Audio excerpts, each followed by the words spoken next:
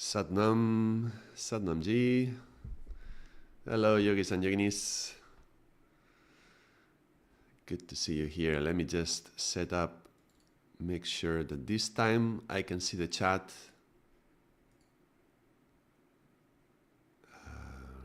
Let's see.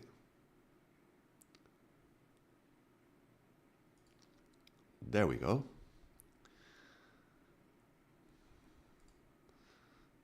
So I don't know if it's very clear here in the image. I hope you can read it.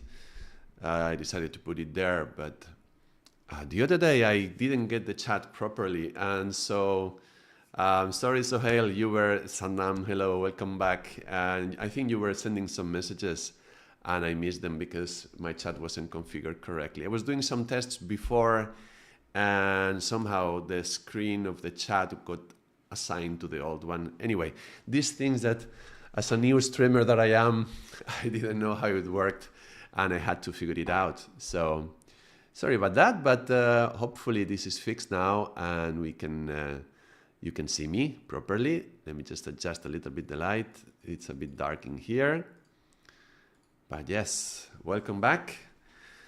And yes, this is my second stream, but it's also the anniversary stream for this video, for this channel. 1 year having videos in this channel.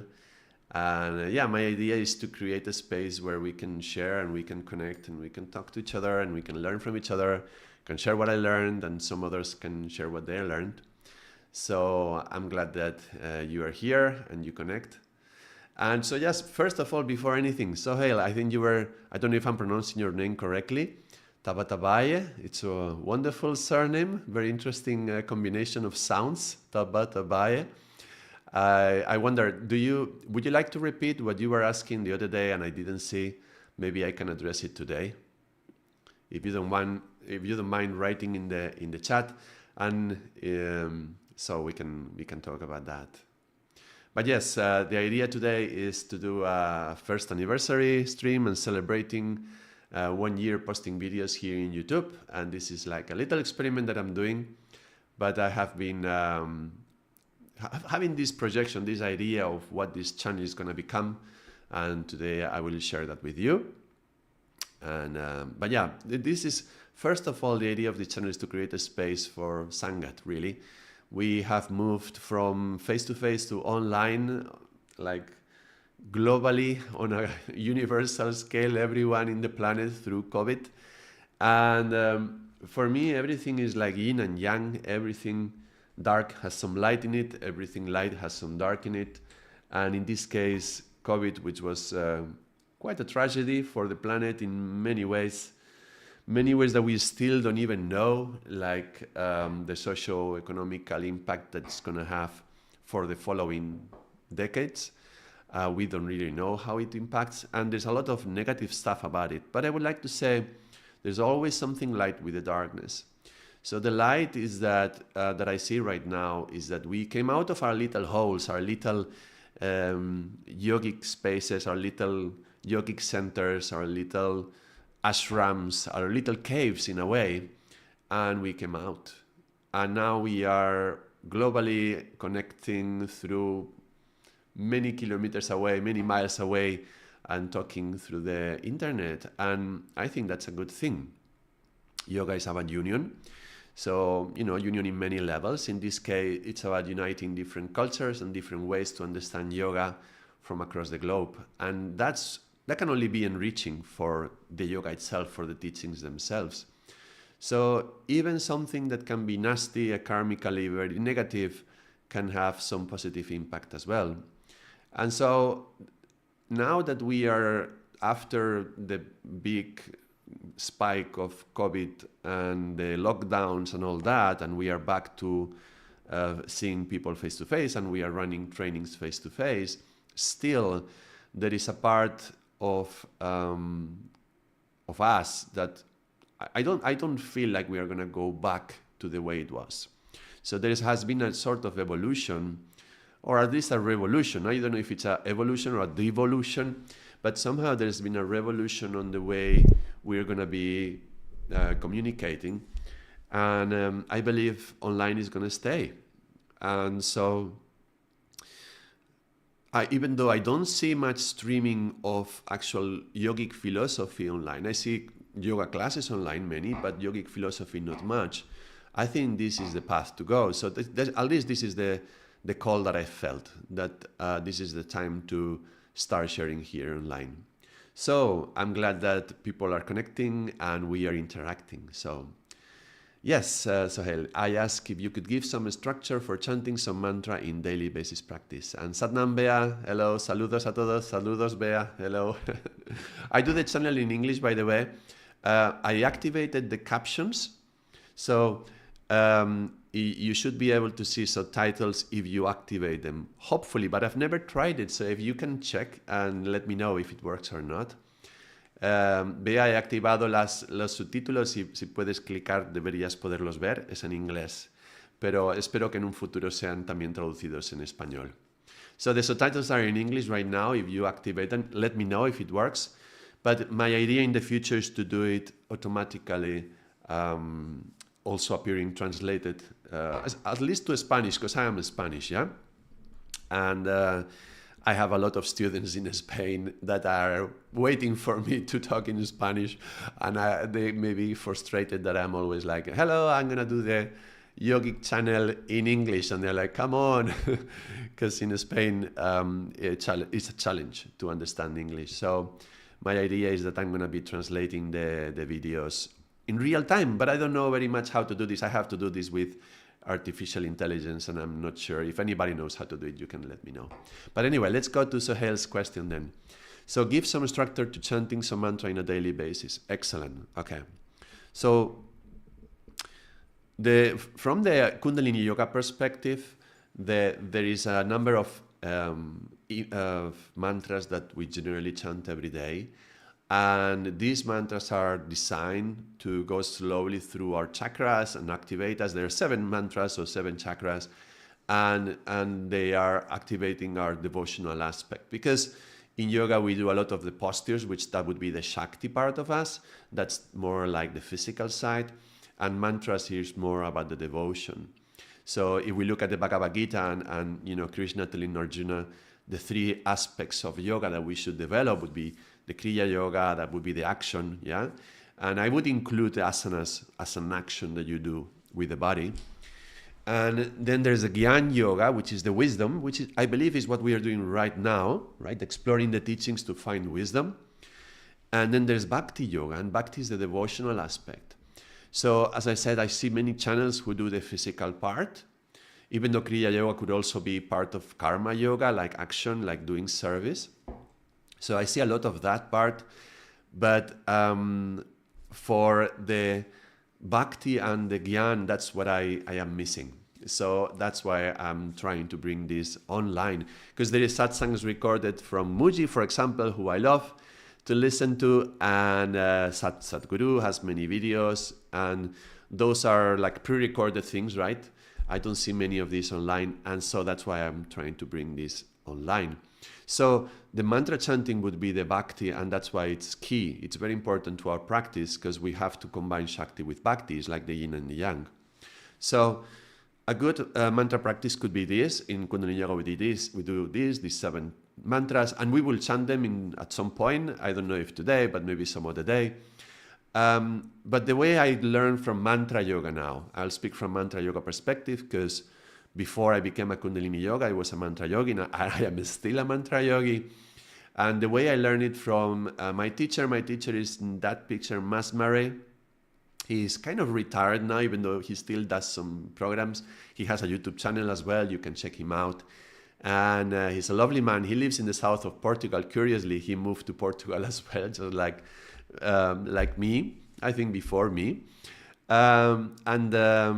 So how I learned from him, who is specialized in mantras, we would start with doing the mantric alphabet or Sanskrit alphabet.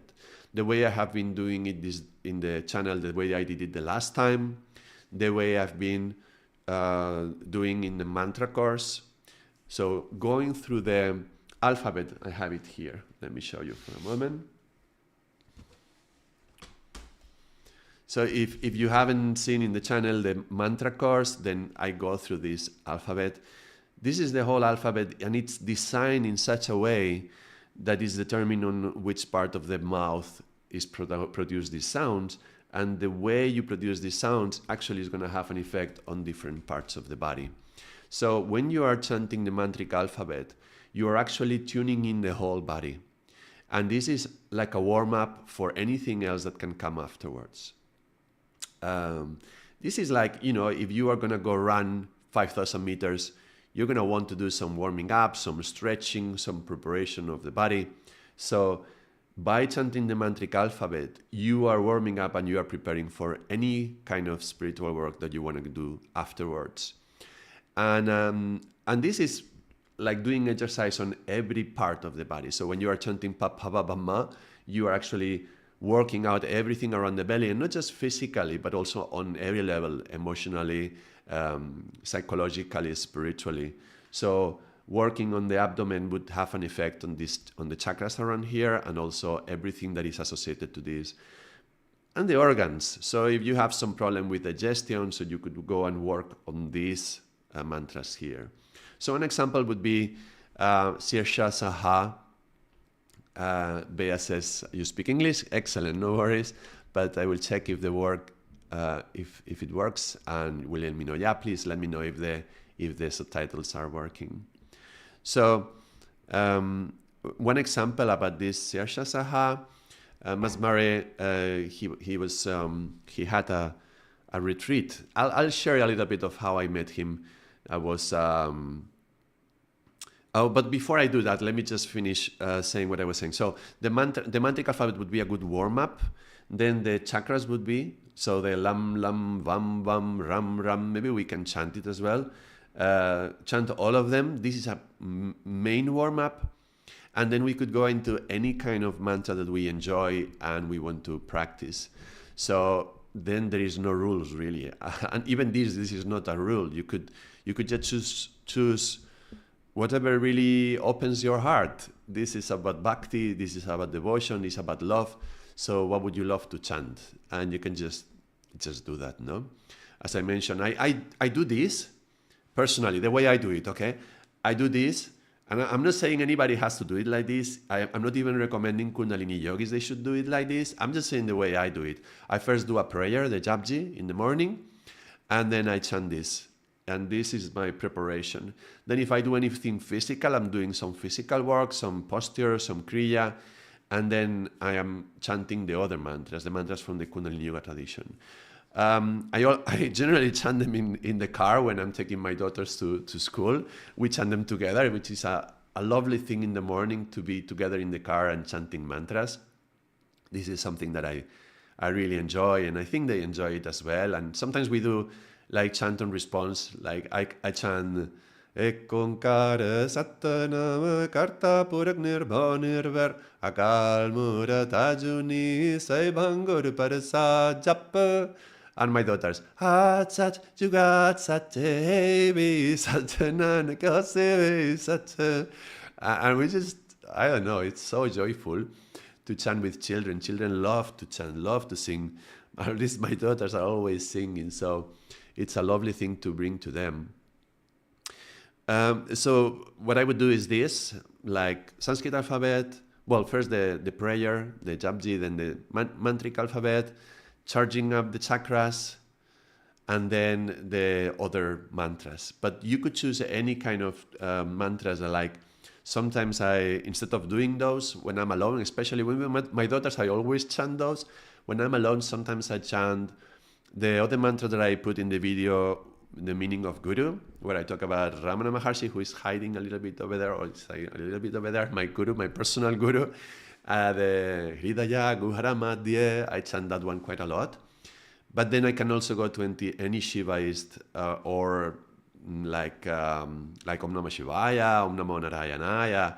I would go to the Gayatri Mantra, Om Bhurbhuvaswah, Trayambakam, or I would just go into maybe some Buddhist mantras like Mani Padme Hum, Om Tara Tutare Ture Swaha, things like that.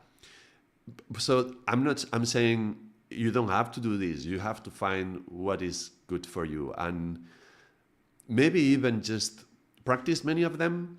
and then just open yourself, and the mantra will call you, and then you will come out with it. So that's my idea. But so let me share how I met Mas Murray. I was in Scotland. I was living in Scotland, and I will share some personal things today because this is, the first anniversary. And I have to say, maybe I will mention it as well. It's my anniversary as well. It's my birthday today. Because I feel like this is a big project for me, the YouTube channel, and what I'm going to be doing here. My idea is that this is part of my destiny, to be sharing these teachings. And so what a best way to celebrate my birthday than posting videos in YouTube. That was my first idea when I created the channel.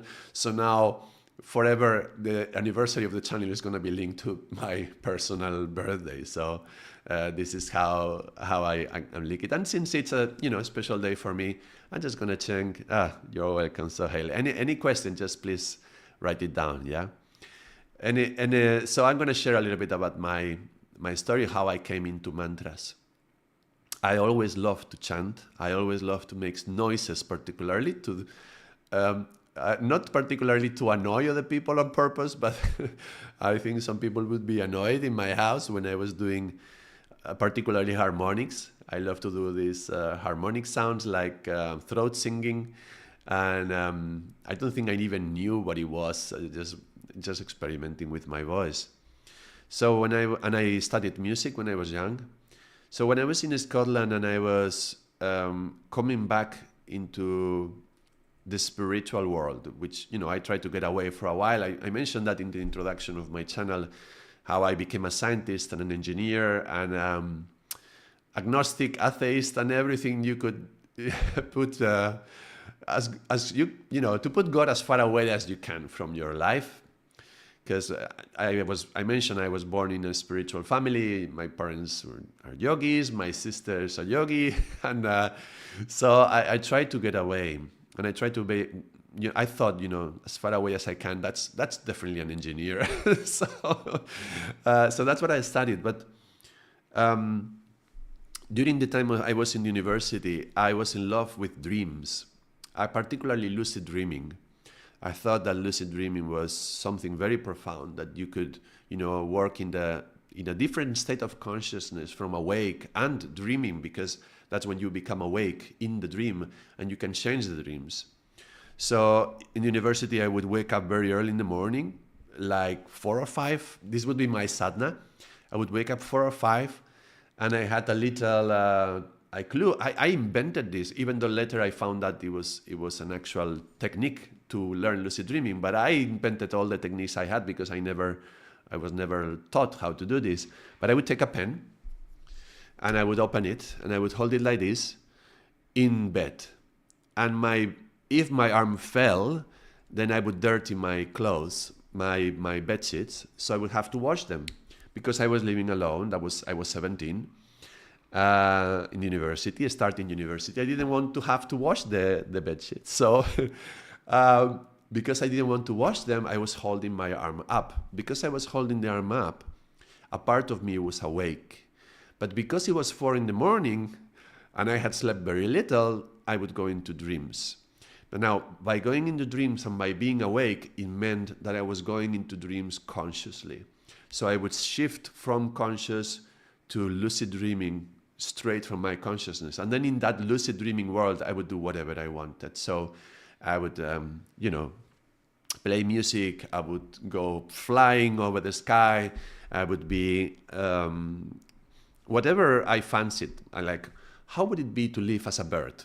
So one day I said, okay, let's be a bird. And I was a swan in a lake in Canada. I don't know why Canada, but I love Canada. So in the middle of Canada, so I was a swan. And things like that, something that you would normally have in your dreams naturally, but spontaneously and uncontrollably.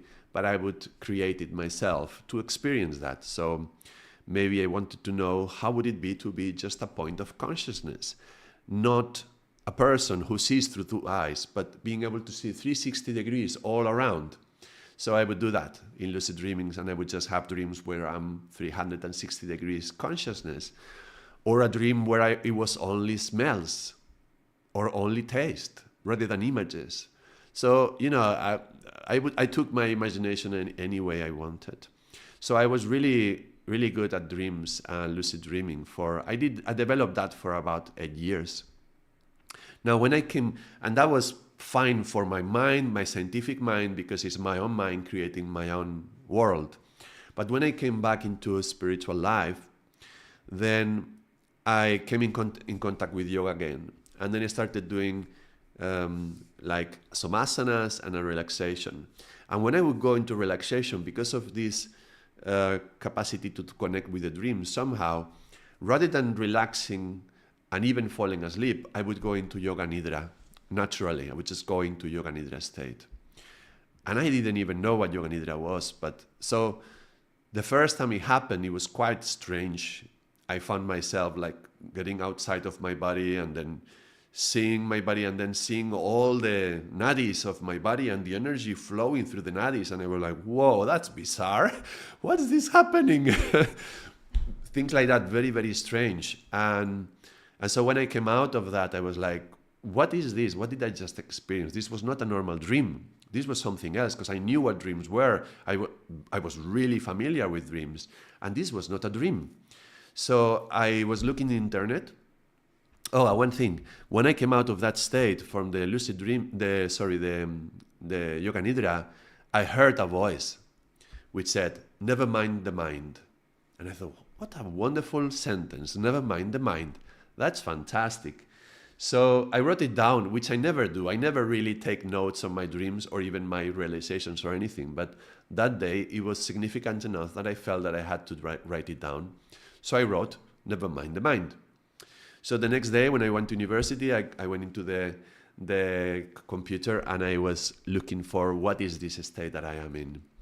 Wahuru, happy birthday, Ardaas. And what is this? Yes, the subtitles are available all in English. Yes, at least, yes, it's only in English right now. But thank you for letting me know they are working. So at least in English they are working now, and in the future, hopefully they will be available also in other languages. I'm trying to set up the ChatGPT model, the Whisper, to translate into Spanish, but it's not working 100% yet. Maybe with the new updates, I will be able to do that. And when I can do it, it will be best. Thank you for letting me know, and thank you for the happy birthday. So I went into the online and I was like, okay, what is this state that I am in? And so it didn't take me too long to find this is called yoga nidra.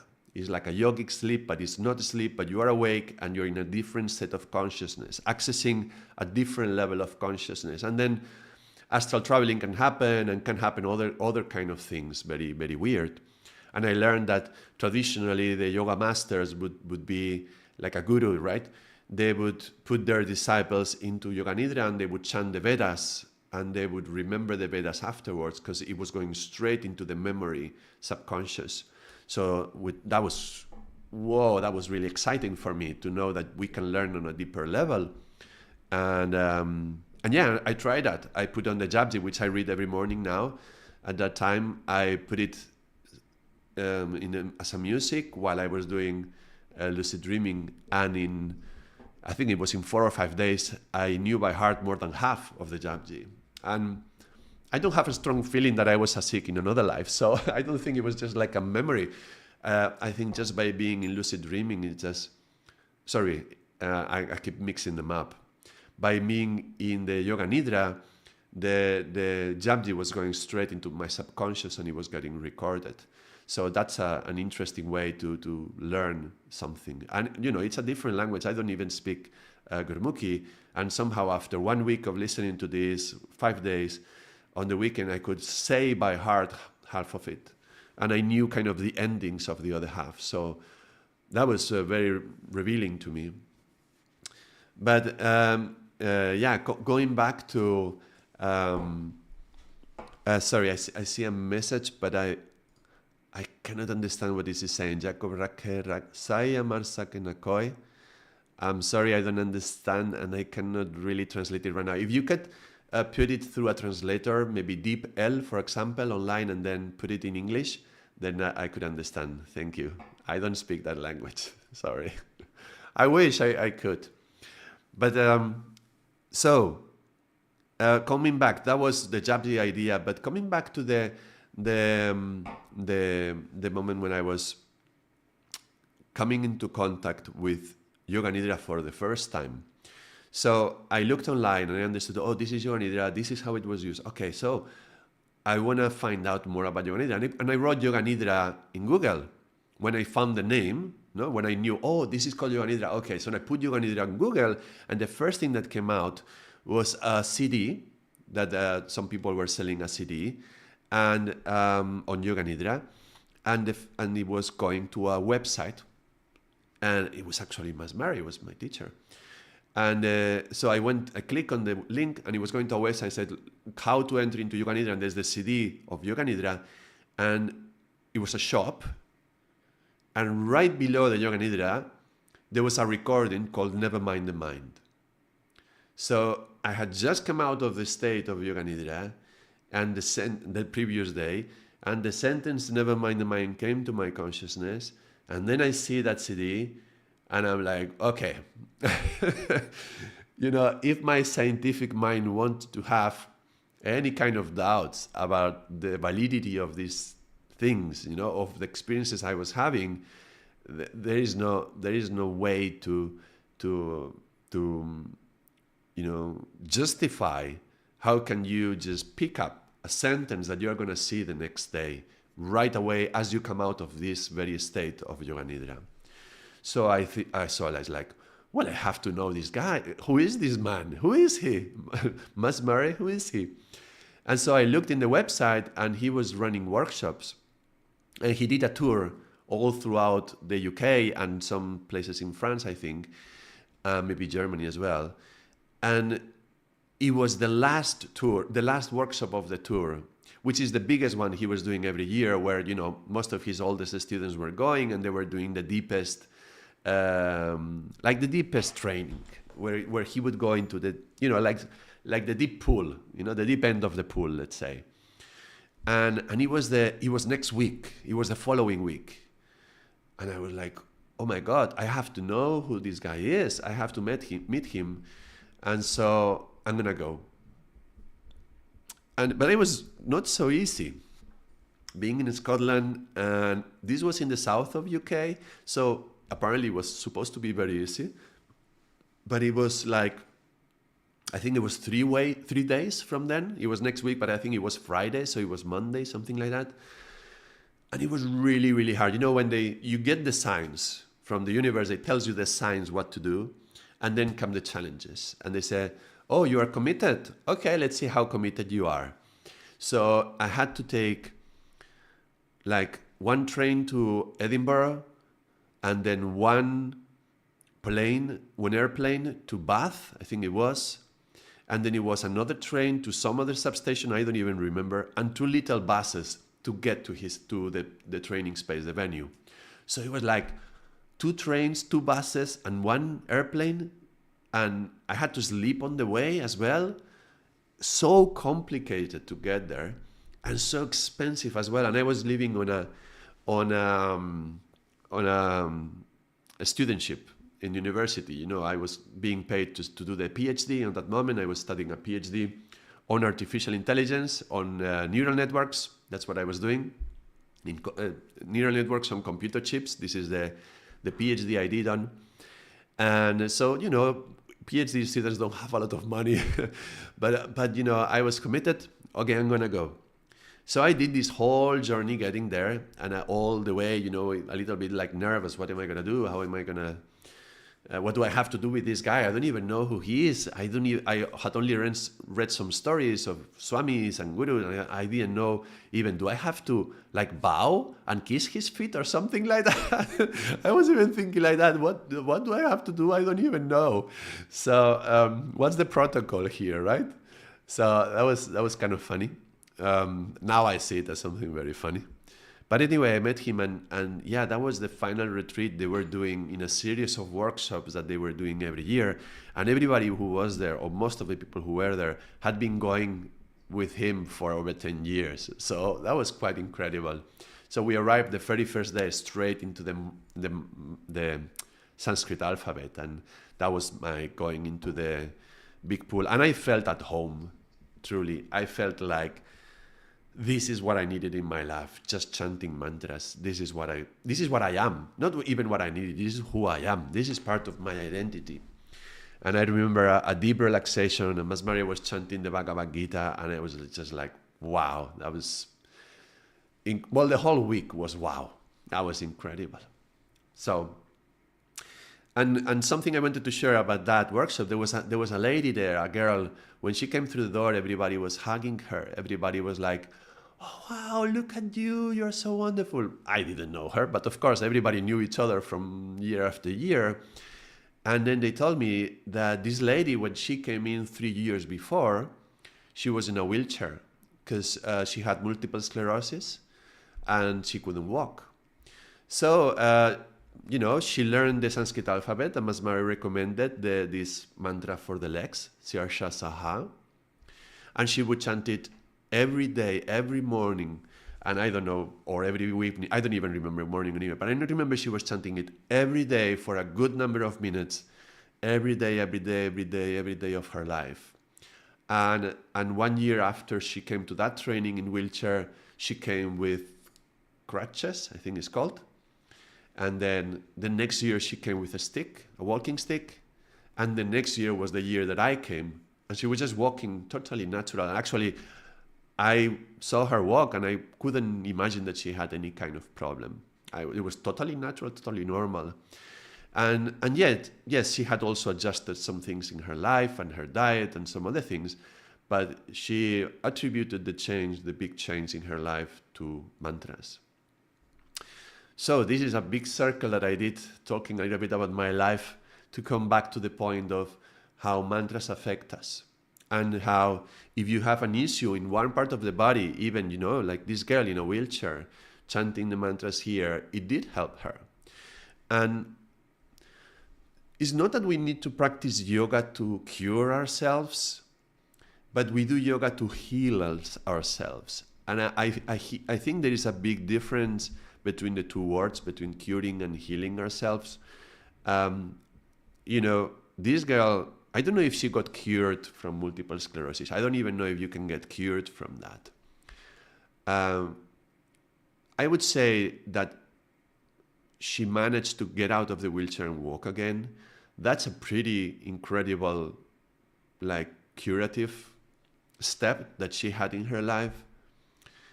But healing, even if she could not have left her wheelchair, if she could have overcome in some way the challenges that it gave her being in the wheelchair and heal herself from the karma that made her be in the wheelchair in the first place, that's what we want, first of all, right?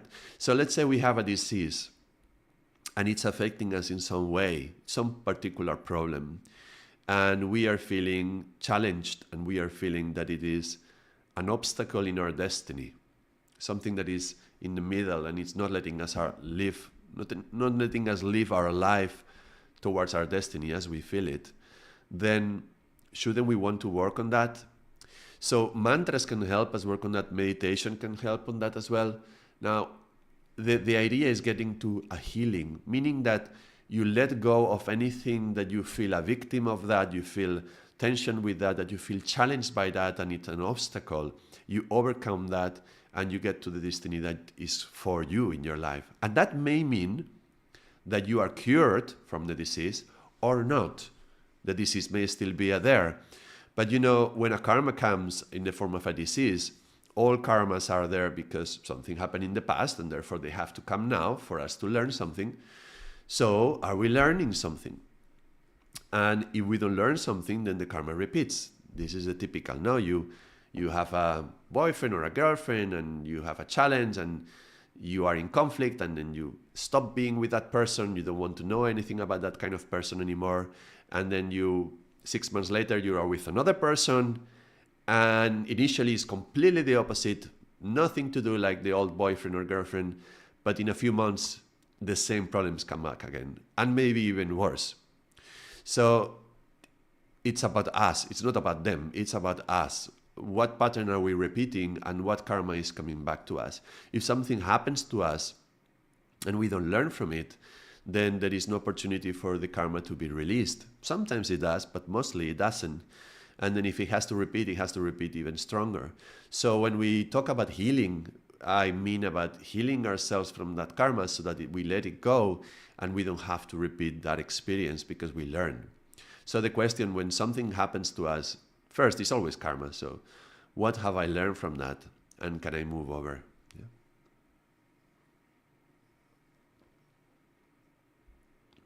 So here I'm just talking, but feel free to interact with me. Just you can write something in the chat. You can ask questions. You can ask me anything you want about the world, about life, about the universe, about yoga, and I will address it. I don't know if I will answer or not, but I will say something about that. Or just say hello, Satnam. Yeah, it's fine to just interact in that way. Otherwise, I'm just telling stories today. I'm telling personal stories.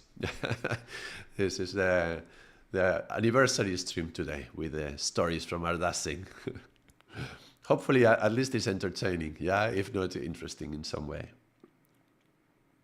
So coming back to the mantras then, the mantras have this capacity. Mantras is vibration. And when I did that video on the mantra course talking about the destructive and the healing power of mantras, as they vibrate, they have an effect direct on the body. And there is a memory on the body. There is a physical memory, like cellular memory, they say.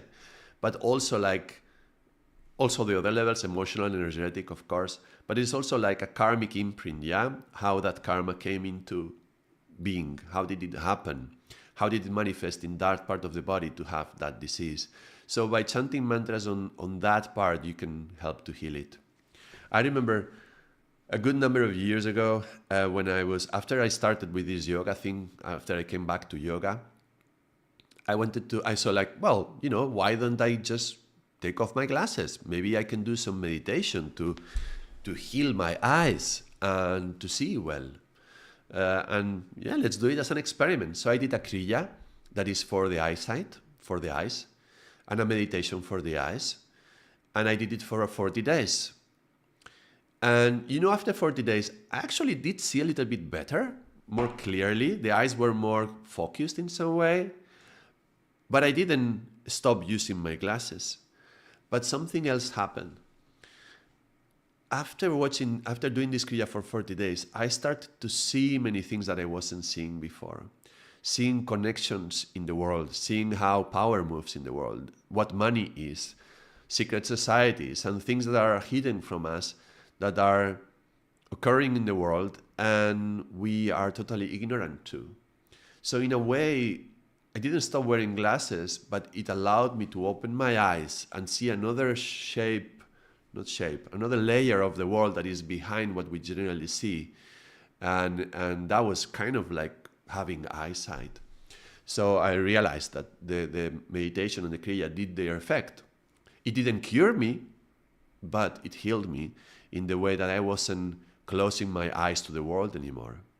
So that's interesting. So let me just ask you who are already here online, if you are connected, what is your favorite mantra? Just write it in the chat. And if I know it, we can chant it. I would love to chant some mantras with you. I think it's a great way to celebrate being together. This is about Sangat. Yeah, we call it Satsang. Satsang is a word that comes from Sat, being the truth. At Sang comes from the Sangat. Sangat is like community. It's funny how the word sang in English is to sing in the past, right? So we sang together. So I think singing together in the Sangat, in the Satsangat, is wonderful.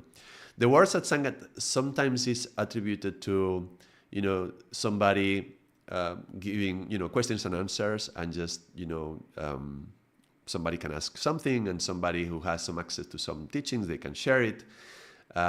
Traditionally, a teacher, some sort of teacher, yeah. But Satsang is not only that. Satsang is just the true Sangat. So just gathering, getting together, forming a community, joining together from truth, from the Satnam, from our own heart.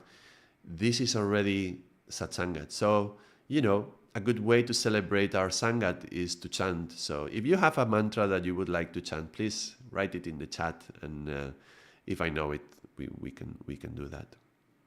Now, While you do that, if you want to do that, I don't know, if you don't want, you don't have to.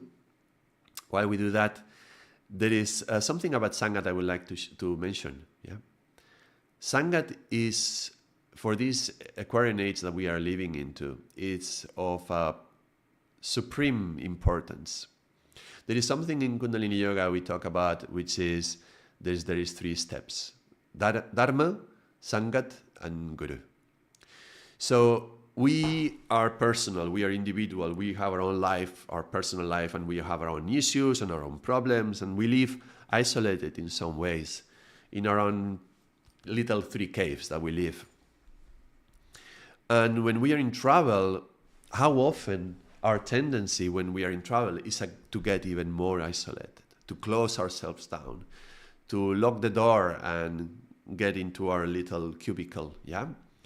And, maybe we go online to see what other people are doing and try to live our lives through other people's lives, but we stay closed in our little bubble. And staying closed in our little bubble doesn't help us to grow, and to, in a way, God brought into focus. Yeah, God is very abstract. What is God? So Guru is something that is focused. And sometimes I point up, but it doesn't have to be up. It can be inside. Yeah, it's everywhere. So there is a personal inner relationship to Guru as well. Now, when we are in our little bubbles, it's hard to get. Sorry, let me 1 second. I'm getting an error from YouTube. What is this? I don't know if you are. I hope it's recording properly. I'm getting some sort of error from YouTube. Okay, I will carry on. Let me know if you can hear me and you can see me. Otherwise, I'll have to try to figure this up. What is happening with this? Stream health.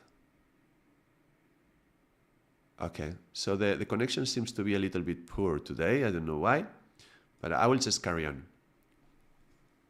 So when we are in our little bubble, write in the chat if you can hear me well.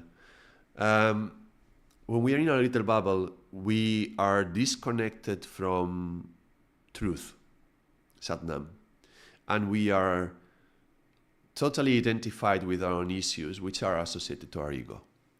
So the path towards Guru, the path towards God, in a way, and God maybe is a word that we need to talk about as well, because I used to have a lot of problems with that word. When I came back into the spiritual life, trying to be an atheist for so many years, it's like, ugh, God was such a word that I didn't want to talk about. I didn't want to use it.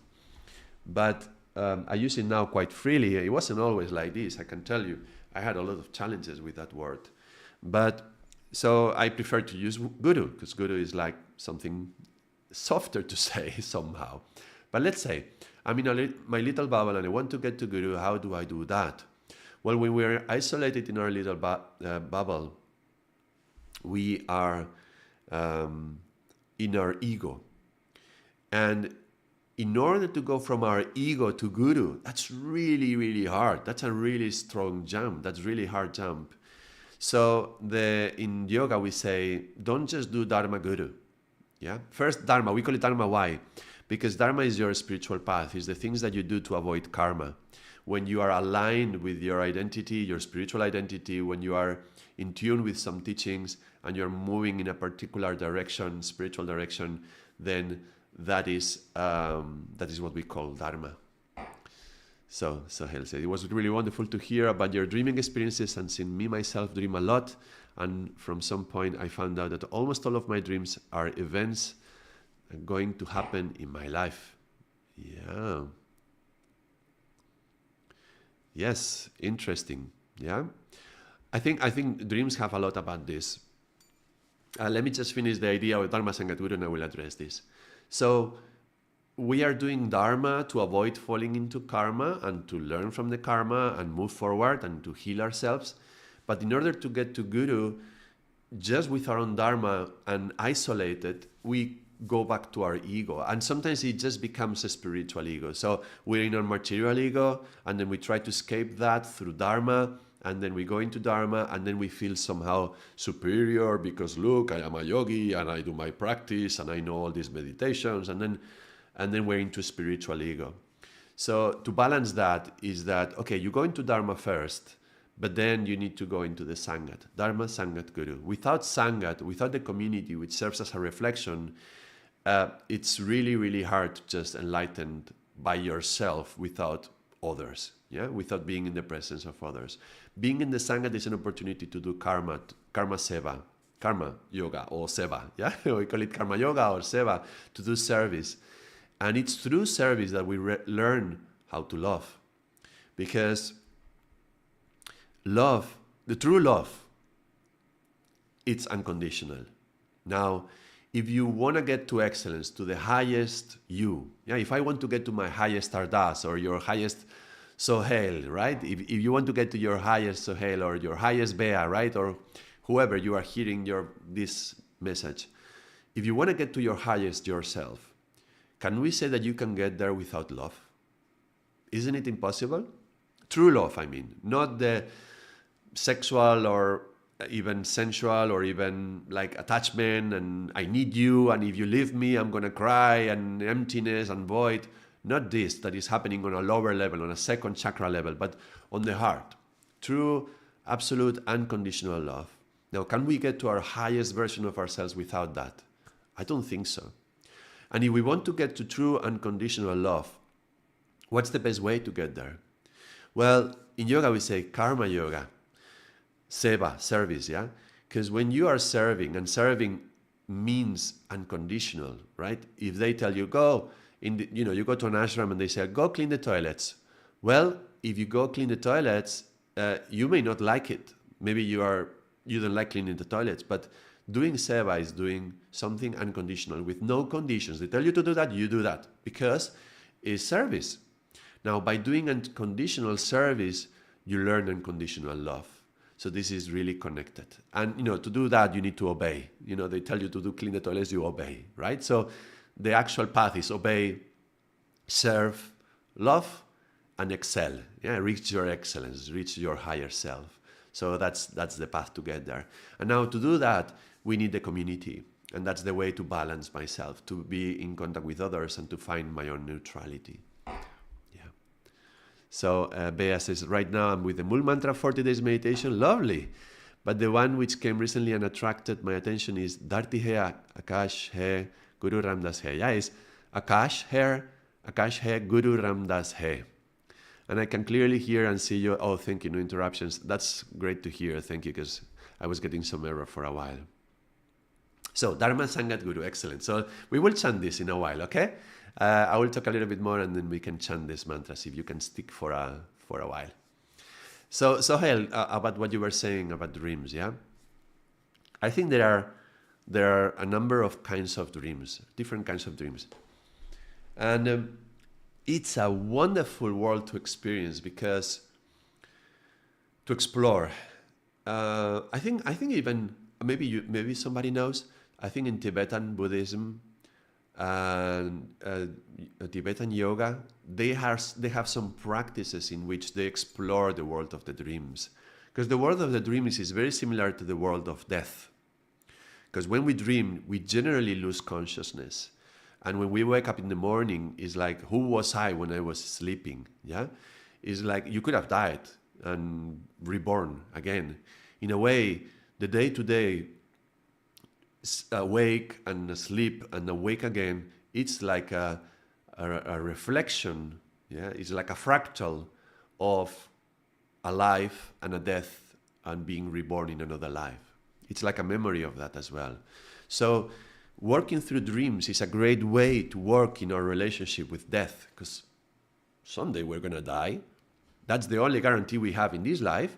So if someday I'm going to die, would I not want to prepare myself for that? And I don't think it would be like, I don't want to spend all my life preparing myself for the day I will die. Of course not. I want to live as well. But at the same time, someday I will die. And part of me, my eternal part, my akal, my consciousness, my soul with my subtle body, is going to transcend to the new life. Someday maybe I will talk about death more. It's a lovely topic. Very, very interesting topic. Very healing as well. But if I'm going to do that journey someday, would I not want to be able to know how to do that consciously? And there is ways to learn that. There is yogic ways to learn to do that. And, you know, also the Tibetans know a lot about this, you know, like the Lama who is going to die and say, look for me in 6 months in that little town over there, right? And then in six months, there's a boy who is born in that town, and it's the old Lama. It's a Rinpoche, right, now? So the world of dreams is a great way to prepare ourselves for death, in a way. But dreams are a little bit tricky. There's different kinds of dreams. Some dreams, most of the dreams, unless we consciously change something, yeah? I'm just talking regular dreams, not talking lucid dreaming right now, just regular dreams. Most of it is just a way that the mind has to clean itself. So the thing is, we generally don't know how to clean the mind. Hopefully everyone takes a shower every day to clean ourselves, but we don't do that with the mind. So how does the mind do it by itself? Well, it has a very inefficient way to do it, which is dreams. And the only other way that we can do it is like meditation. That's why we meditate. Satnam, Willie, hello, Willie Hauser, welcome to the stream. I'm talking many stories today, personal stories, and I'm also addressing dreams. We're talking about dreams today, and later we will chant some mantras. Thanks for stopping by and saying hello and Satnam. So, because the mind doesn't have any way to do it, and if we don't do it through meditation, meditation is the great way to clean the mind. You know, chanting mantras is a way to meditate as well. If we don't clean the mind has to clean itself. It has this weight, which is very inefficient, which is called dreaming. Now, what does dreaming do? During the dreaming, I'm talking dreaming, not sleeping. Yeah, in sleeping, there is a rejuvenation of the body. The science of sleep is also wonderful. Maybe some other day we can go into that. I'm keep opening topics that we could explore, but it's great. We will talk about all these things. Yeah, slowly. In the sleep, so the body is rejuvenating. There is this, you know, the brain starts to signal the body to recuperate from the day excess and efforts, and secreting this growth hormone for repairing damages to the body and the body recuperating. Okay, that's sleeping. Dreaming, especially the last part of dreaming, where the REM, the REM part, the rapid eye movement part, that's when the dreams happen. That's when we are processing the subconscious. This is the key. So most of the dreams, natural dreams, are a processing of the subconscious.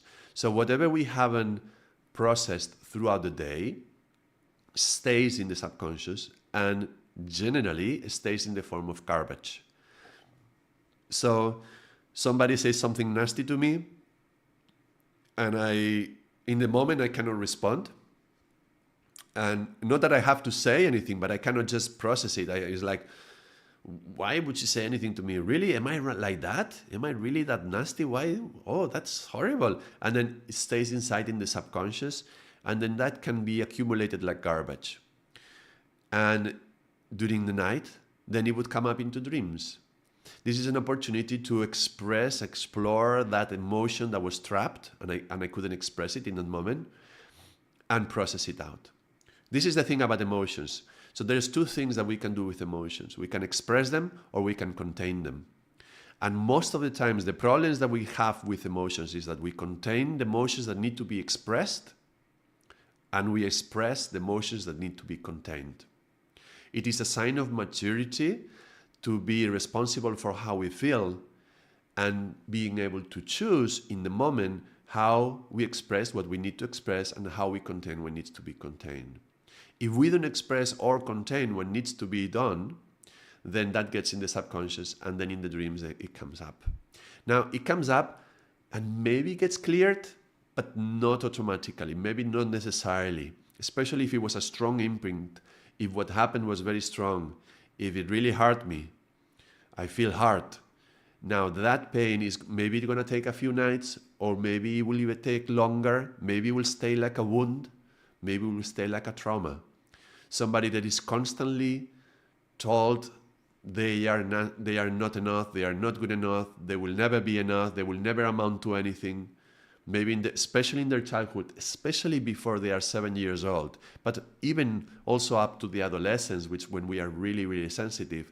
If you are being bullied, or you have a nasty family for some reason, karmic reasons, I'm not going to blame the family. I'm just going to say, look, this is the karma, this is the family you are in, and that goes into the subconscious. Now, if you didn't process it through the dreams, that can get stuck like a trauma, and then you may need therapy, right? We need therapy. And by the way, chanting mantras is a therapeutic way to process stuff, because mantras can go down and clean what is in the subconscious, like a meditation, yeah? But sometimes it's not enough, and we need some professional person to help us to process that. So this is the most of the dreams that we tend to have. This is the general dreams. But Sohel, you were commenting another different kind of dreams, yeah? Some dreams are events that are going to happen. What is that? How can that happen? Okay, so look, something that was very interesting why I was exploring lucid dreaming is because when we go into the dreams, the regular controls for our ego and our rational mind fall. They fall down. So if you in your dream, you are speaking to your mother and she becomes a horse, and now you're running on the horse, but now it becomes a train, and now you're on the top of a mountain, and suddenly you are going down the mountain with skis.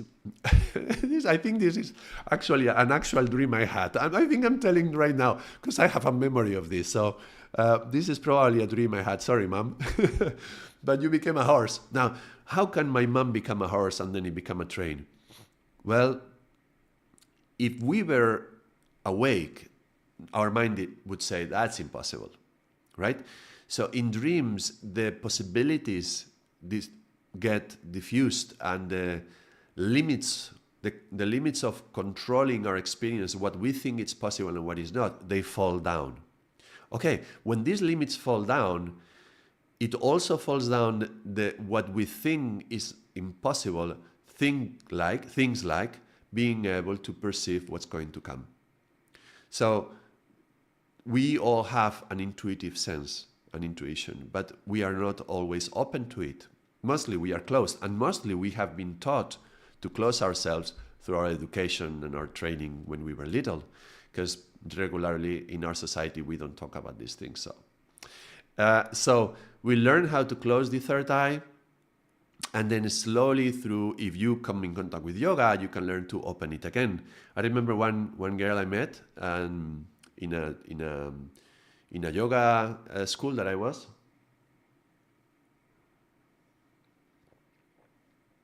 I need to hydrate myself for so much speaking. A little tea. She had been, even since she was very little, she could see auras and energy, like with her regular eyes, like very naturally. She would just see somebody and she would see all the movements of the energy in the chakras, in the aura.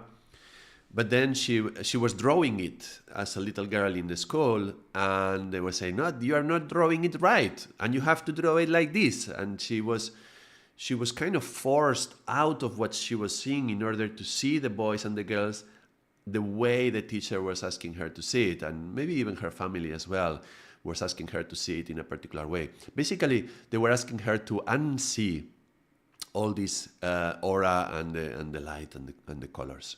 So through this training, education, sometimes I call it, a teacher of mine, NLP teacher, was saying educastration, he was calling it, because they castrate us in many, many ways mentally, yeah? So this girl had learned to unsee the auras, and it was only as an adult, and she came as an assistant cleaning the yoga center. And it was cleaning the yoga center, she came into contact with what we were doing, and in the center there was one form of therapy which was pranic healing, which is very, very lovely technique. I love that. If you haven't learned, then you can study that. It's lovely. And she was just cleaning the center, but there was this guy in the center, the owner of it, and he was practicing pranic healing, and then she just came into contact with this idea that there is this aura and these chakras and this thing, and suddenly everything woke up, and she started to see all these things again, no? And then, of course, inevitably she became a good healer in the center, and she became a therapist as well herself. Very interesting story. So my blessings to you wherever you are. And so this comes to say that we, through our training and education, we have closed ourselves to many things. One of them being our intuition, being able to see things which are far away or that are still to come or that are invisible. We cannot see the unseen, right? We assume if something is going to happen tomorrow, I cannot see it today. Now, but I told you a story before, if you were here some while ago, when I was talking about how through the first time I entered into the state of Yoga Nidra and having that experience, which was wonderful, and then hearing the words, never mind the mind, the next day looking, what is this experience? And coming upon Yoga Nidra and then finding the sentence, never mind the mind. That's how I found my mantra teacher. So that means, when you are confronted with this, especially for a scientist like me with scientific mind, it's like, wait a moment. If this is true, what else is true? If this, which absolutely impossible to assume that there is some sort of a statistically possible that someday one sentence is going to come into my mind and the next day is going to happen in that way, it's impossible. So if this is possible, what else is possible? And that was a moment of realization for me. That was when my barriers in my mind fell down. Actually, it wasn't right then. It happened a little bit before, which was what allowed me to receive the never mind the mind message. But what I'm saying is that if we could remove the control from our ego of what is possible and what is not, I'm not saying the ego is bad. And actually, there's some ways to deal with the ego, and it can be in service to us in some ways. Ego is not absolutely evil. But if we can remove the barriers that have controlled our experience of what is possible and what is not, then you can open the third eye. And if you open the third eye, you can perceive the things that are to come. Now, Sohail, what you were explaining, what you were sharing in the chat about how in your dreams, sometimes you see events that are going to happen in your life. That's this special kind of dreams. That's when you, through dreaming, the barriers of what's possible fall down, and then you can perceive intuitively a little bit of what's to come. Now, that can be actually very tricky because it's going to be mixed up with your subconscious. So it's difficult to get an absolute purity, like pure clarity of what is to come just by seeing a dream. It's very confusing, even for somebody who has worked with dreams quite a lot. So personally, I stopped using lucid dreaming. I stopped doing it because first, I was using a lot of my energy in the lucid dreaming, because generally when you sleep, you are recuperating. But by doing lucid dreaming, I was utilizing a lot of energy in these dreamscapes that I was living into. Wonderful life, wonderful experiences, but I was getting lost into that. And also, when you actually, when I understood, okay, so I went to my teacher. Let me just say this then. Ardaas Singh, this is my spiritual teacher. And I said to him, look, I do lucid dreaming. What can I do with that? Can I do something spiritual with that? And he said, well, first of all, is there anything in lucid dreaming that you cannot do in real life? And I thought, no, probably not. I mean, anything that happens in lucid dreaming, you can explore through your consciousness. He said, well, if you already have access to this world, well, why don't you utilize that to find yourself? So, because the control barriers fall down, utilize that space to find who you truly are, your real self, the self in capital letters, not the ego self in small letters. So lucid dreaming, you can use it for that. Yeah. But what I learned is that even though sometimes you may have incredible dreams in lucid dreaming and you can be I've explored dreams where I just, sit with the gurus and we just chant mantras and we are doing kirtan and it's blissful. Yeah, it's very beautiful. But at the same time, so many of the dreams are just mixed with the subconscious. And it also, as I mentioned, it utilizes a lot of our energy. If I'm going to wake up at 4 in the morning or 5 in the morning or whatever time you wake up, or 6, whatever, and then you're going to go back to bed just to have a dream, to have a wonderful fantasy, that fantasy can also be very addicting. And you could be exploring things in your fantasy which are not particularly healthy for you. So, all right, we have some incredible experiences. Why you do? I learn from them. And then when I wake up, can I go into meditation? Can I go into mantra? Can I go into my sadhana so that I can purify myself enough so that this can be more open and I don't have to wait to the dreams to get out of the control of what is possible and what is not, and to have this intuitive perception.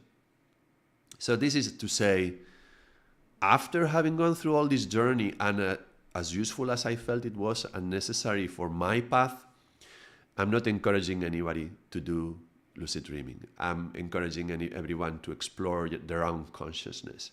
And so meditation is the best way to access that consciously, to enter consciously into these high states of consciousness that you can access if you remove the barriers of what is possible and what is not. Does it make sense? I hope it does.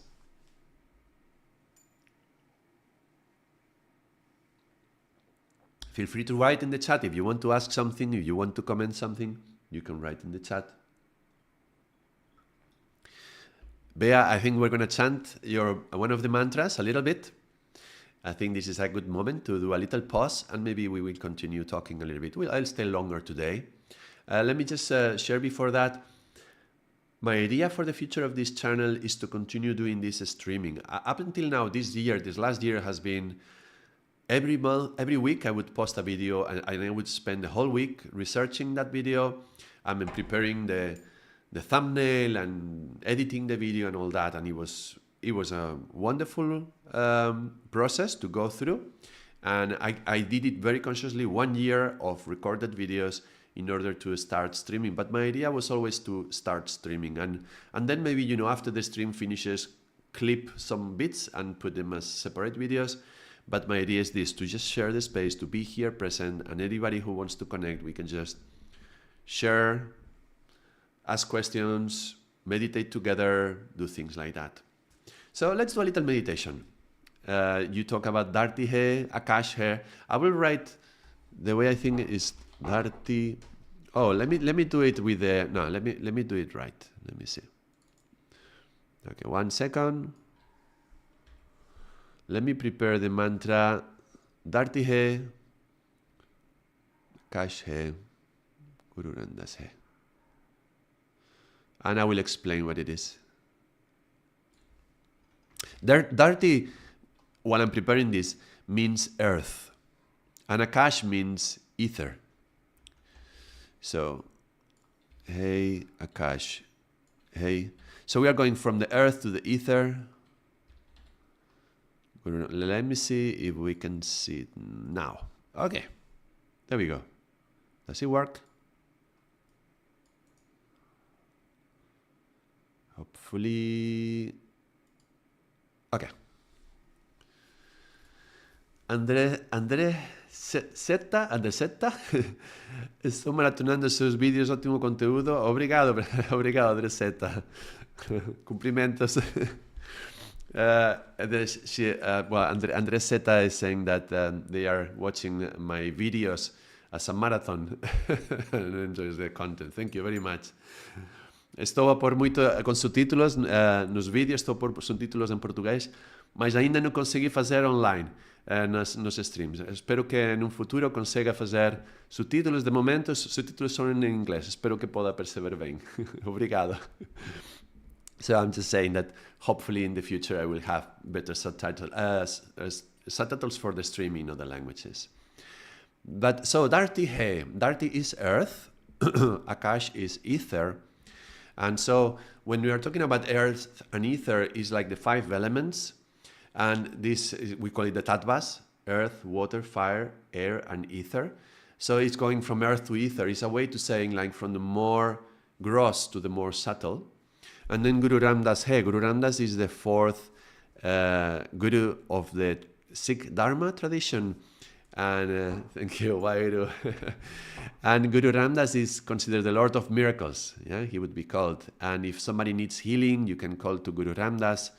And a way to chant a mantra for healing is using the name Ramadasa. Ramadasa. So you can chant Ramadasa, Ramadasa, and you are calling on the healing energy. I chanted this a lot when my daughters are sick. I would be chanting this, or if it was a baby and I was with the back, carrying the baby in front, and I would be, chanting Ramadasa when they were sick like that. So Ramadasa is a lovely mantra as well. So when Hey is almost like calling, like when we do Wa Hey Guru, Hey is like calling. So we're calling on the earth, we're calling on the ether, and then we're calling Guru Ramdas. So we're going to do this little meditation. But before we do the meditation, we tune in. We are always tuning with these mantras. And we are going to do Om Namo Gurudev Namo, and then Nat Guru Name, Yugat Guru Name, Sat Guru Name, Siri Gurudev Name. If you don't know it, you will learn it very soon, because I chant it very often. Just join your hands and let's chant it together. Hail.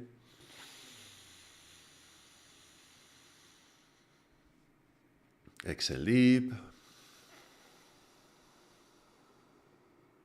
Inhale to chant. Om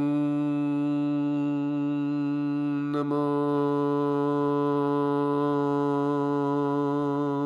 Gurudev Namo.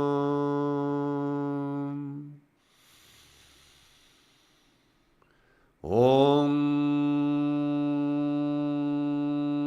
Namo Gurudev Namo.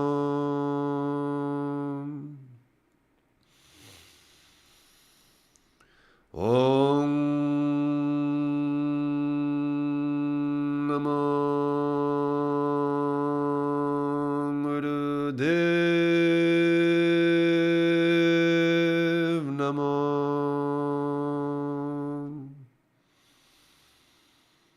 Adguren Namo, Jugadguren Namo, Sadguren Namo, Siddhigurudevan Namo. Adguren Namo, Jugadguren Namo, Sadguren Namo, Siddhigurudevan Namo. Adguren Namo, Jugadguren Namo, Sadguren Namo, Siddhigurudevan Namo.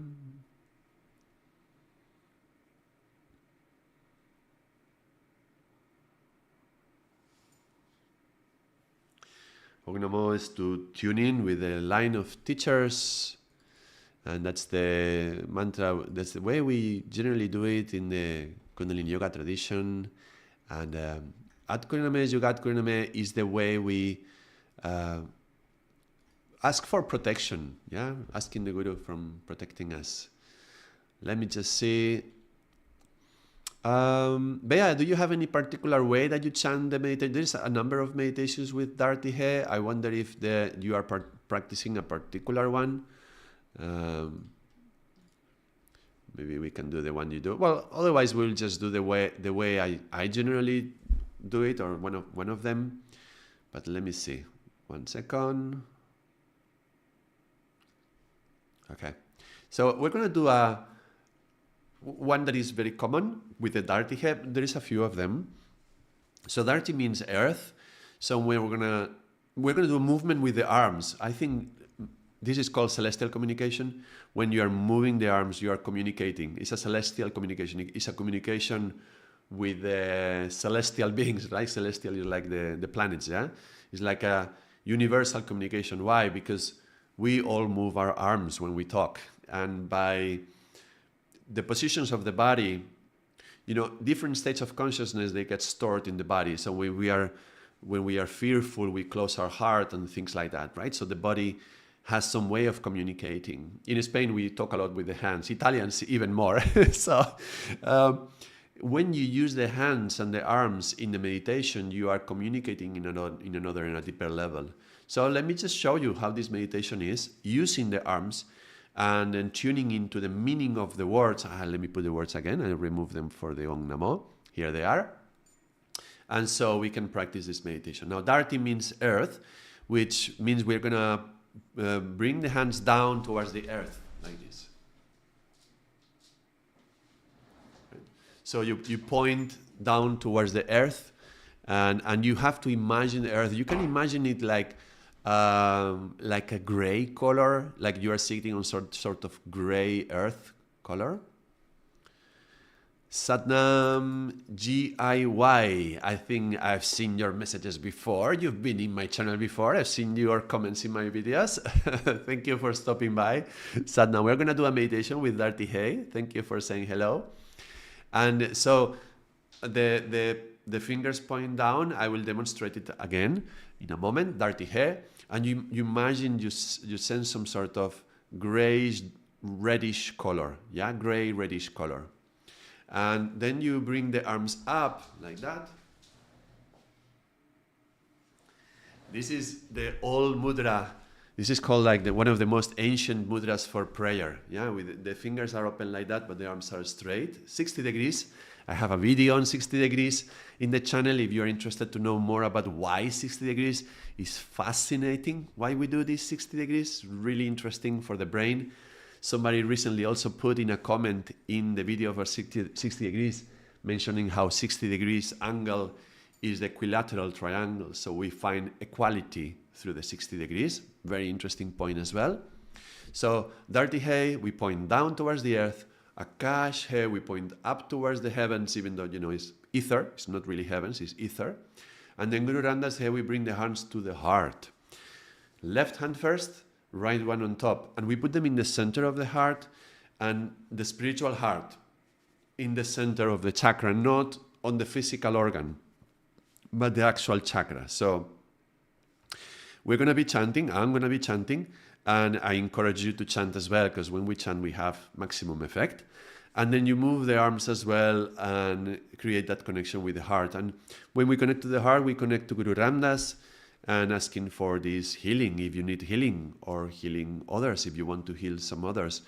But in a way we can heal the earth, heal the ether, heal everything in between, the earth and the ether, and bring into the heart, which is also a beautiful reflection of the 3 layers of ourselves. The animal side of us, which we have to overcome, evolve out of our animal self, yeah, because when we are like animals, we are the worst kind of animals, yeah. A man that is like a pig is worse than a pig. It's horrible. It's horrible for a pig to call a man like that a pig. Yeah, we are so karmic when we go into our animal side. So we have to evolve our animal side, and then there's the angelical side, which we call the spiritual aspect that we ask for it to come. Please, peace descend upon me.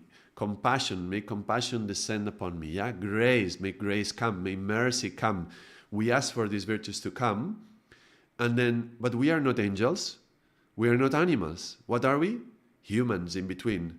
So there is no animal side. It's not about the angel side. It's about the human. The human is in the heart. So when we bring the hands to the heart, is to connect with our human heart, our human side of us. So I'll demonstrate the posture, and then I will get close because of the microphone. Otherwise, from far away, you will not be able to see me. And I'm going to do it 11 minutes. This is what we generally do. Many meditations, minimum time for it to have an effect, it's more or less 11 minutes. Yeah, so let's do this meditation full time. So I hope you can stay for it. Yeah, if you want to just, if you're driving or something, don't do it, please. I don't want to be responsible for any accident. Just listen to it, and you can chant with it. Yeah, but stay focused on the road if you are in the car or whatever you are doing, if it's dangerous. But if you can sit down and if you can meditate with us, then join me with this one. Let's go. Hands down.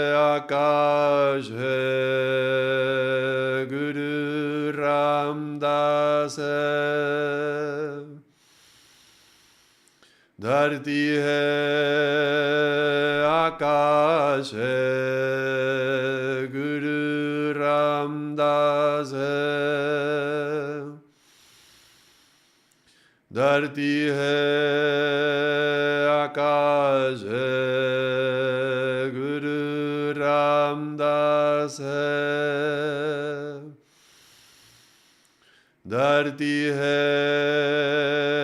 Akash hai Guru Ramdas hai Dharti hai Akash hai Guru Ramdas hai. Inhala profundo, inhale deep. Hold the breath, feel pure light from your heart.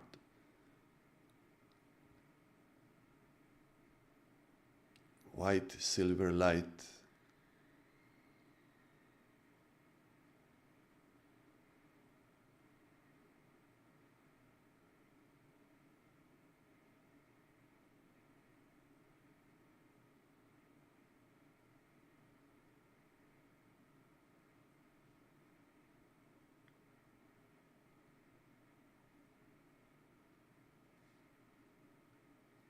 And when you need to, you can exhale and relax.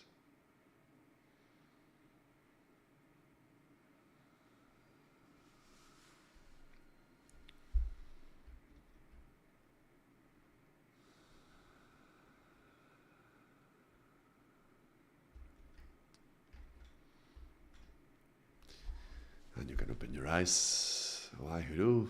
I hope you had an opportunity to experience it. Dharti Hai, vibrating the earth, gray reddish color, but gray. And then Akash is the ethers, and we imagine them blue, like very bright blue, like the sky, really bright. And then Guru Ramdas is a pure white light in the heart, pure white light. It's almost, I don't know, the instructions say gray and blue and white, but I feel this white is almost like silver. This I had a lovely experience in Japan. I was living in Japan for a number of months, and I had an opportunity to go to the burning of pottery, and actually this piece of pottery comes from there, and we did it in the old traditional way, which is like a big kiln, like 15 meters long, and we were putting wood into the fire. We were putting wood for 3 days and nights, and I remember it was like, there were like bundles of wood, and we burned 1,000 bundles of wood, every bundle like a number of logs, and I had to get up, bring the bundle down, and then on the knees, and then give the wood to the one who was putting it into the fire. And I don't know, I slept very little because I just wanted to experience the most of it. But I remember I was asking the master how to know when the fire is the right color, the right temperature. And he had a number of methods to see it. He had some very interesting. There was a little ceramic hand like this, and every finger is a little bit thinner. And with the heat, the finger bends. So when the first finger bends, he knew it was like 900 degrees, and then it's like 1,000 degrees, 1,100. So when the last finger was a little bit bent, but not fully, that was 1,250 degrees, which was the perfect temperature for the pottery.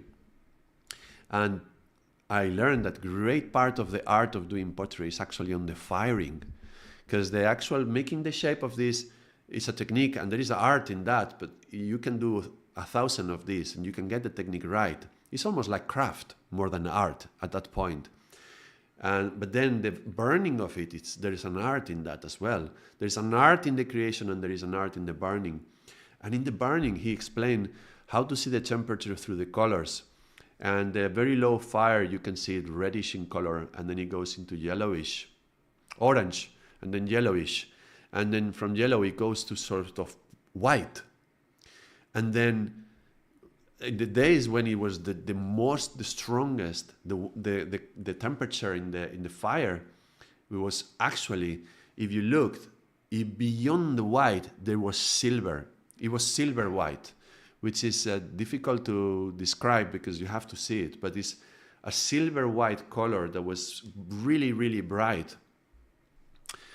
Now I don't know why it came to my mind, the Lord of the Rings, when Gandalf is describing, I think it's Pippin, about death and how death comes, and when you die, that's not the end. And he talks about some silver white screen. I think he mentions something like that. Something turns silver white. It's exactly this color, like the fire becoming silver white, and that's like the most pure, the most refined. So when I go into Guru Ram Dass, hey, the instructions are white, but I see this particular kind of white, which is kind of silverish and very, very bright. So I hope you had a good experience with that one. Bea says in the comment, no, I just chanted following my intuition, nothing special. Invented my melody and followed the rhythm. I'm curious to do it the way you are explaining. Wonderful. Bea, it is wonderful that you create your own melody. And, we tend to get stuck with melodies that we like. And it's great to have CDs and you listen to them. And some people have beautiful voices. And we just want to enjoy their songs, right? But there's nothing like creating your own tune. There's nothing like creating your own melody and putting your own voice. And you can do it with any mantra. Just take your own tune for that. And some tunes are particularly designed for some effect, like Ramadasa. Ramadasa. That particular tune is designed to maximize the effect of the healing, but you can invent any melody. And so, yes, do enjoy it. And when I would be chanting, before you were asking me about the what kind of, Sohail was asking, no, I'm going back up in the chest when he was asking about, that was at the very beginning, no? He was asking about the practice, some kind of daily basis for the practice and for mantras. And I was talking about how I do the mantras from the Kundalini Yoga tradition, the Vayanti, Karyanti, and then Mul Mantra and the others. And traditionally, what I would do is like, one day I would chant it with a particular melody that I like, and there's some that I like more than others. And then the next day I would invent my own melody. And I would try to do every day a different melody. And I think there's something wonderful about it in two ways. One, I'm expressing myself, and I'm expressing what my heart and my soul want to express today with that new particular melody. And the second is also if I'm hearing my own voice. I'm hearing my own voice in that melody. And by creating a new melody, I'm expressing my own creativity. So, a lot about the spiritual path is about tapping into your own sadness. And the sadness is, water. Water is second chakra, second element, Like sexuality, sexuality, as you start doing energy meditations and the Kundalini starts to stir, sexuality also stirs. And sexuality, the sexual energy physically on a biological level is designed to produce a baby. So it's creative, it can create a new life. But that energy can go into yourself and can make the creative juices flowing, let's say, So what do we do with that energy? Which is sometimes it could be like sexual energy, like for men it's very important to manage sexual energy. It can also be managing your own sadness, how to deal with my own melancholy. And sad is not bad, we say. It's not about putting the sadness away, but can I channel my emotion into devotion? I'm also kind of answering some comments I had in some of my videos from yesterday and the day before. So somebody was talking about, feeling the sadness. And I think the sadness is wonderful. You can tap it without going into a black hole and feeling depressed. So turning the emotion into devotion, it's like finding the creativity in that energy and making it create something. So by you finding a creative way to chant your own mantra, you are channeling your own creativity and you are transmuting that energy. You are raising the energy up the spine towards the heart and towards higher centers. So that's positive in that way. And the Theta, if had a taste, this light, I would call it milk, like vanilla ice cake, but without that spicy sweet. Lovely. Yes, milk. Do you know how lovely? The concept of milk is very interesting. We have the Milky Way, right? Which is like the mother cosmos giving birth to us. Milk is such a primal thing that we associate with joy. Because we as babies, we all had to drink milk. And milk is like the Amrit, yeah? I mentioned in another video how we have a point in the upper palate.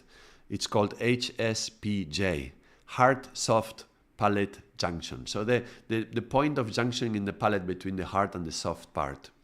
And in that point, when we press the tip of the point there, we are accessing Lalana chakra, which is a chakra that gets activated through practices like in the old tradition Kechari Mudra. But now we don't have to cut the frenulum to do that with the tongue. We can just put the tongue in the HSPJ, the heart soft palate junction. Now, when you put the tongue there, you are doing a couple of things. You are creating a microcosm of energy within you.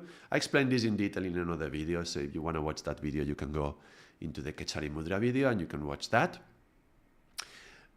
So one thing is you create that channel of energy, and the other thing is you are stimulating the flow of Amrit.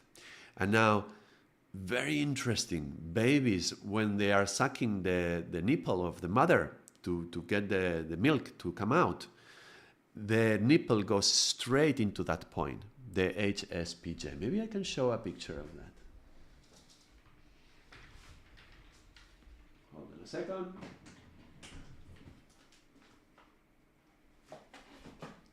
I didn't have it ready, so I have to find it, but I can show you.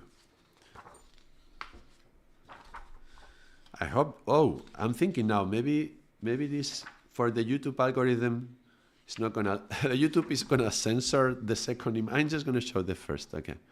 Let's see. Can I show only this one? Yeah, without showing that one, okay. That one is more, is a drawing of an actual mother giving, I don't know if it would be censored or you know, my video would be flagged in some way, but just to mention, when a baby is sucking the thumb, is the same as a nipple going in, and it goes straight to that point.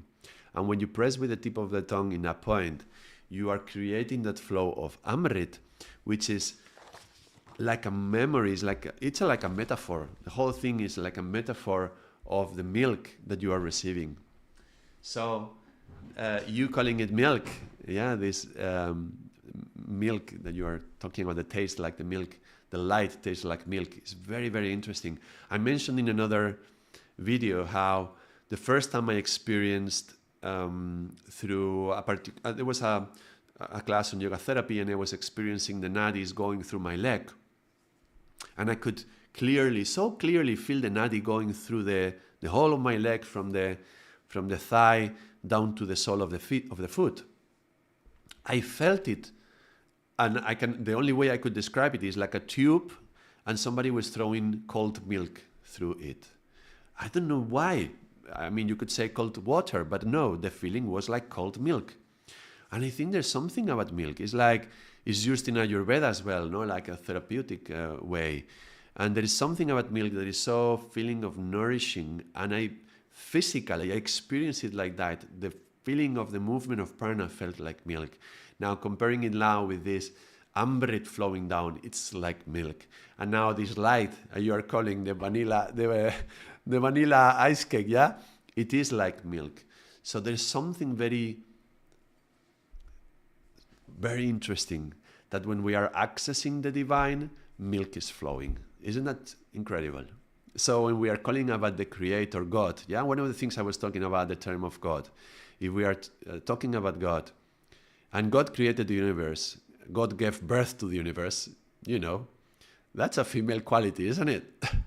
So could it be that there is this divine motherly energy nourishing us when we are feeling this Amrit falling down, and we feel it, you know, nourish us from the inside?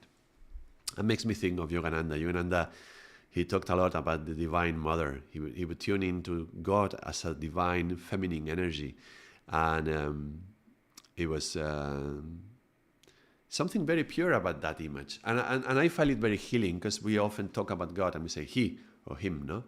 But there is something healing in relating to God also in a female way. At the end, it doesn't have gender, it doesn't have sex. It's just like our soul. We are a polarity of everything, and God is not even polarity, it's beyond polarity. It has everything inside, he, she, it, everything. But because we relate to it so much like him, like God, as a male figure, I think it's very healing to also every now and then connect to it as an image of the divine being. Yeah, I think also having so many gurus as men doesn't help, because there is no many. There is, of course, some female, but generally we call them saints. Yeah, not so many female gurus. Traditionally, the planet has been through an era that it's more male oriented in that sense. And so we don't have, when we talk about the gurus, we talk about male gurus. So even though the women had a very important role, sometimes very, very important in the community as well, you wouldn't see them teaching necessarily most often, which is a pity. But, things have changed. Now we are in a different age. And if we go to a yoga class, it's mostly women, right? We are the men. We are feeling a little bit like, okay, today there's 30 women and there's me. I feel a little bit alone like that, no? So things are changing. So it's good that we relate to the God as the female energy as well. Yeah. How was the experience, everyone? How did you feel about the Dirty Hair Cash Head? Did you have a good experience? There is some delay between when I speak and when you write in the chat. So, if you say something and it takes me a while to say, is because there is like 10 or 15 seconds between what I'm saying and what you are hearing, and when you are writing and then when I'm reading it. So there's a bit of delay. But we'll get used to it. Anyway, it's been almost 2 hours now. It's lovely sharing the space with you. Some of you have been here for the whole of time, I think. And I appreciate that. It's really nice for me to celebrate this anniversary of the channel. And I mentioned I'm going to be coming back more regularly. My idea is to post these streamings, to do them 1 week in the afternoons, 1 week in the mornings, so that we have enough opportunities for people from different areas of the globe with different time zone to connect. And it's also because it's convenient for me. So this week is in the morning. Next week will be in the afternoon, but this week I did this one streaming today. Next week maybe we do more than one, and let's see if we create some rhythm. I'm having many ideas of what to do in these streamings. We can just chat and we can share, and you can ask questions and I can just share. But I can also do what I was doing in the other videos, which is picking a topic and develop it. And I'm probably going to take that also in a direction. Like, for example, we could take the Yoga Sutras and read them together. I could just, put the paper here in the camera, and then we can read it line by line and reflect upon it and meditate upon it and see what comes out of that. Very, very spontaneous, without like me creating a lecture, but rather let's share what it says. And if you want to be more dynamic and commenting and writing, then fine, perfect. If you cannot, you are doing something else in your life, that's perfect. You are here, you're listening, and I really appreciate that. So we're going to do some things like that. I'm going to be teaching about numbers as well, what I know about numbers, and we can share about that as well. So if somebody's interested, stay tuned to these streamings when we are going to be doing these things. And I will comment in the community tab of my channel. I'm going to be writing when I'm going to be going on online. So if you want to know more about this, you don't want to miss it. Why not? If you enjoyed this, subscribe to the channel and then click on the bell, so that when I post the message, tomorrow I'm going to be streaming at 6 p.m. CET, whatever, no? Central European Time. So you will receive the message so that you can see it, and the next day you can be ready for that, if you can. And if not, the recordings will always be in the channel, I put them in the tab of live videos. There's a list there and you can watch them there. But in any case, I thank you very much for being here. And let's chant the long time sanction the way we chant it in Kundalini Yoga, because we've done a Kundalini Yoga meditation today. I don't always do this. I can do meditations from mantra yoga or other traditions. I like all yogas, and I want to maintaining the purity of everything. Why not find the things that we have in common and explore them as well? I love finding how something from a tradition is shared in another one. So today we did something from Kundalini Yoga. Let's chant the long time samsam to finish, and the Satnam 3 times. Inhale deep. Exhale. Inhale to chant. May the long time sun shine upon you, all love surround you, and the pure light within you guide your way on. May the long time sun shine upon you, all love surround you, and the pure light within you guide your way on. Guide your way on. Guide your way on.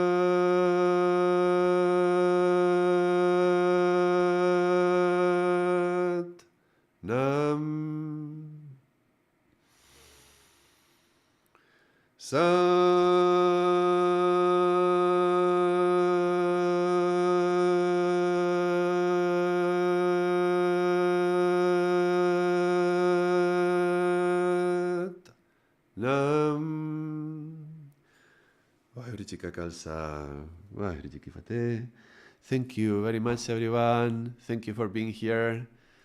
You will try to join next time. Wonderful. Thank you. Thank you, everyone, for being. And until next time, Satnam.